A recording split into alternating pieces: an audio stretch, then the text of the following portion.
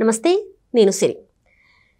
AC assembly వద్ద ఒక ఆసక్తికర పరిణామం అయితే చోటు చేసుకుంది. అక్కడ ఏపీ డిప్యూటీ సీఎం గారిని బొత్స సత్యనారాయణ గారు అయితే ఆలింగనం చేసుకున్నారు.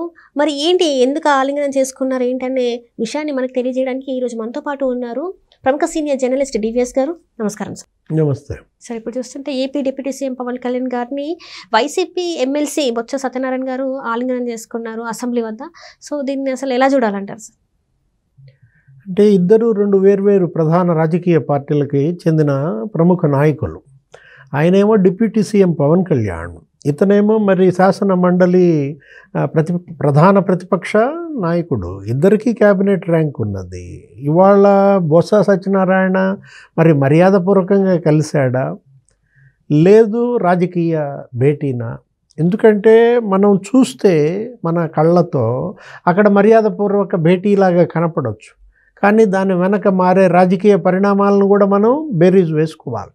ఎందుకంటే గతంలో బొత్స సత్యనారాయణ పైన అనేక వదంతులు, ఏది ఆయన పార్టీ మారుతున్నాడని, మొత్తం ఉత్తరాంధ్రలో ఒక పెద్ద బిగ్ షాట్, కుటుంబంతో సహా ఆయన మరి వేరే పార్టీలోకి వెళ్ళిపోతున్నాడు అన్న దీంట్లో ఆయనకి కౌన్సిల్ మెంబర్షిప్ ఇచ్చాడు.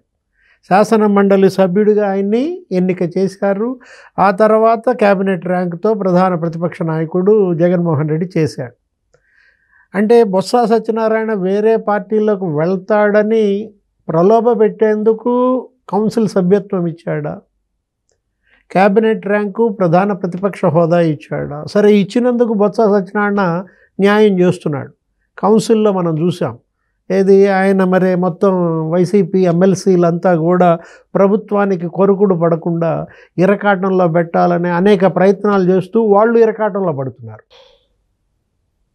ప్రభుత్వంలో రోజుకు ఒక మంత్రి వచ్చి అక్కడ ఆ మంత్రి ఫైర్ అవుతున్నాడు. మనం చూసాం, ఒకరోజు లోకేష్ బరెస్ట్ అయ్యాడు. మా అమ్మని తిడితే కూర్చోవాలా సభలో అంటూ నారా భువనేశ్వర్ని ఆ రోజు చేసిన ఘోర అవమానం, దానికి సత్యనారాయణ బొత్స కూడా ప్రత్యక్ష సాక్షి అంటూ ఆ రోజు లోకేష్ నిప్పులు కక్కాడు. అంటే మొన్న కూడా మనం చూసాం, సత్యకుమార్ ఎవరు మంత్రి, ఆరోగ్య శాఖ మంత్రి, అతను ఒకరోజు ఫైర్ అయ్యాడు. ఏది మెడికల్ కాలేజీల ఇష్యూలో. అసలు మెడికల్ కాలేజీలు 17 మెడికల్ కాలేజీలు తెస్తానన్నాడు, తెచ్చానంటాడు, మాట్లాడితే 8,000 కోట్లు అంటాడు. అసలు ఆయన ఖర్చు పెట్టాల్సిన వాటిల్లో 800 కోట్లు ఖర్చు పెట్టలేదు. ఏ మెడికల్ కాలేజీ అతను కంప్లీట్ చేశాడు అని చెప్పి విమర్శలు మనం చూసాం. పులివెందుల మెడికల్ కాలేజీ ఆయన సొంత నియోజకవర్గంలోనే హాస్టల్స్ కట్టలేదు అని చెప్పి సత్యకుమార్ నీకు హెల్త్ మినిస్టర్ బయట పెట్టాడు. ఇట్లా రోజుకు ఒక మినిస్టర్ బొత్స సత్యనారాయణ టార్గెట్ చేస్తూ నిన్న తాజాగా పవన్ కళ్యాణ్ టార్గెట్ చేశాడు.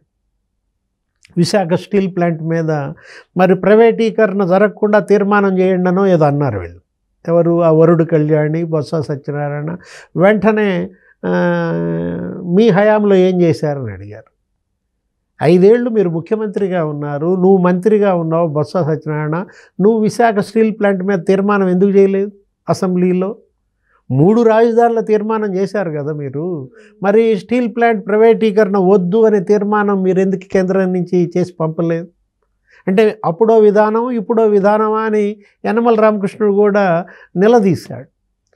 పవన్ కళ్యాణ్ అయితే అసలు మరీ ధ్వజం ఎత్తాడు, ఏది విశాఖ స్టీల్ ప్లాంట్ ప్రైవేటీకరణ జరగదు, జరగనివ్వం. అదే మాట కేంద్ర మంత్రి కుమారస్వామి వచ్చి స్టీల్ ప్లాంట్ దగ్గర ప్రకటించాడు. వీళ్ళు ఏదో రకంగా యాగీ చేయాలని వీళ్ళ ప్రయత్నాలన్నీ బెడిసి కొడుతున్నాయి. దీంతో తాజాగా నిన్నేం జరిగింది, జగన్మోహన్ రెడ్డి పైన అమెరికాలో కేసు.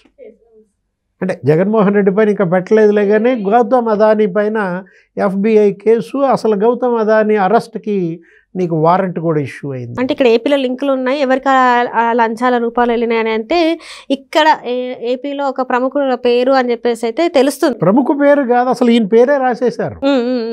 ఏది ఇప్పుడు అక్కడ ఫస్ట్ మొదట 52వ పేరాలో 53వ పేరాలోనేమో ఏదో అఫీషియల్ అని రాశారు, పొలిటికల్ అఫీషియల్ అన్నట్టుగా. 54వ పేరాలో పేరా 54లో ఆంధ్రప్రదేశ్ సీఎం జగన్మోహన్ రెడ్డి అని స్పష్టంగా సీఎం, చీఫ్ మినిస్టర్ అంటే మళ్ళీ అర్థం కాదని సీఎం అని. 1750 కోట్లు 2019-14 మధ్య ఏపీ సీఎం ఎవరు? 2019-24 మధ్య జగన్మోహన్ రెడ్డికి 1750 కోట్లు ముడుపులు అందాయని చెప్పి వాళ్ళ గౌతమ్ అదానీ జగన్మోహన్ రెడ్డి అమెరికా కోర్టులో దోషులుగా ఇవాళ నిలబడుతున్న నేపథ్యంలో ఇక జగన్మోహన్ రెడ్డి పార్టీ ఉంటుందా ఊడుతుందా అంటే ఇక్కడ ఇప్పుడు దాకా ఏంటి మనం ఏమనుకున్నాం ఇక్కడ సిబిఐ కేసులు ఈడీ కేసులు అనుకుంటే ఇప్పుడు ఏకంగా అమెరికాలో FBI కేసే జగన్ పైన మరి నమోదైతే బొత్స సత్యనారాయణ వాళ్ళు పవన్ కళ్యాణ్ కలవగానే నీకు జనానికి ఏమనిపిస్తుంది జంప బొత్స సత్యనారాయణ ఇంకా దూకటానికి సిద్ధంగా ఉన్నాడా ఇంకా ఈ పార్టీని నమ్ముకుంటే జగన్మోహన్ రెడ్డిని నమ్ముకుంటే ఇక నట్టేట్లో చిడతలు కొట్టడమే అంటే ఆల్రెడీ బొత్స సత్యనారాయణ మీద ఒక ఆరోపణ అయితే ఉంది సార్. ఎందుకంటే మనం అప్పుడు చూస్తే ఎలక్షన్స్ ముందు టీడీపీలో జాయిన్ అవుతున్నారు అని చెప్పేసి ఎవరైతే ఒక టీవీ ఇందులో చెప్పారు పీకే గారు బొత్స డీలింగ్ చేస్తున్నారు వెనకాల పార్టీ మారేందుకు అని చెప్పేసి కూడా అతను మాట్లాడడం జరిగింది. అంటే ఇక మునిగిపోయే ఓడ మరి దూకేయటానికి సిద్ధం. ఇప్పుడు నిన్న పవన్ కళ్యాణ్ ఆయన కాన్వాయి వెహికల్ ఎక్కడానికి వస్తున్న దీంట్లోనే నీకు పెద్దిరెడ్డి రామచంద్రారెడ్డి ఉన్నాడు అక్కడే ముఖం చాటేసి పక్కకి వెళ్ళిపోయాడు. ఎమ్మెల్యేలు ఉన్నారు వైసీపీ ఎమ్మెల్యేలు నామినేషన్ వేయటానికి వచ్చిన వాళ్ళంతా పవన్ కళ్యాణ్ని చూసి పక్కకు తప్పుకొని వెళ్ళిపోయిన వాళ్ళు మరి బొత్స సత్యనారాయణ నిలబడటం షేక్ హ్యాండ్ ఇవ్వటం పవన్ కళ్యాణ్ ఆయన హగ్ చేయడం నీకు గతంలో కూడా మనం చూసాం. బొత్స సత్యనారాయణకి పవన్ కళ్యాణ్కి ఇద్దరికి కూడా మధ్యవర్తి. ఇప్పుడు బండ్ల గణేష్కి దేవుడు ఎవరు పవన్ కళ్యాణ్, బండ్ల గణేష్కి మరి బ్రదర్ ఎవరు బొత్స సత్యనారాయణ. అసలు బొత్స సత్యనారాయణ డబ్బులతోనే సినిమాలు తీశారన్న నీకు మనం మీడియాలో కూడా చూసాం విన్నాం. ఇలాంటి పరిస్థితుల్లో మరి పవన్ కళ్యాణ్ బొత్స సత్యనారాయణ ఇద్దరు ఏకం చేస్తాడా బండ్ల గణేష్? అనేక రకాల ఊహాగానాలు ఇద్దరు రాజకీయ నాయకులు కలిశారంటేనే నీకు దాని వెనక చర్చలు మరి బొత్స అడుగులు ఎటు పడతాయో చూడాలి. అంటే ఇప్పటి వరకు ఏదో ఒక సందేహం ఉండేది బొత్స గారు పార్టీని వీడి వైసీపీని వీడి టీడీపీలోకి వెళ్తారని. కానీ ఇప్పుడు టీడీపీ కాదు జనసేనకి వెళ్తారని అనుకోవచ్చా సార్ మీరు? అంటే తెలుగుదేశం పార్టీ కన్నా జనసేన ఇవాళ వాళ్ళకి ఎక్కువ స్పేస్ ఉంది కదా. తెలుగుదేశం నీకు ఫుల్ అయిపోయింది, ఓవర్ఫ్లో అవుతుంది. ఏది నీకు హౌస్ఫుల్ కదా. తెలుగుదేశం బస్సులో టికెట్లు లేవు, నీకు అక్కడ సీట్లు లేవు. ఇక్కడేంటి 21 మందే ఉన్నారు. ఇంకా పైకి పెంచు రేపు పెరుగుతాయి సీట్లు.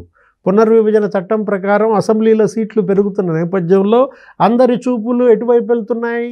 జనసేన వైపు వెళ్తున్నాయి. అంటే కారణం అక్కడ బెర్తులు ఖాళీగా ఉన్నాయి కాబట్టి మరి బొత్స సత్యనారాయణ నీకు అడుగు పెట్టాడంటే ఆయనతో పాటు ఒక 4-5 టికెట్లు ఇవ్వాలి ఖచ్చితంగా. మొత్తం వాళ్ళు ఉన్నారు కదా 5 కుటుంబ సభ్యులు 6 కుటుంబ సభ్యులు, ఆయన భార్య, ఆయన తమ్ముడు, ఆయన మేనల్లుడు, ఇంకా ఇంకొక తమ్ముడు, వీళ్ళందరికీ టికెట్లు తెలుగుదేశంలో ఎట్లా కుదురుతుంది?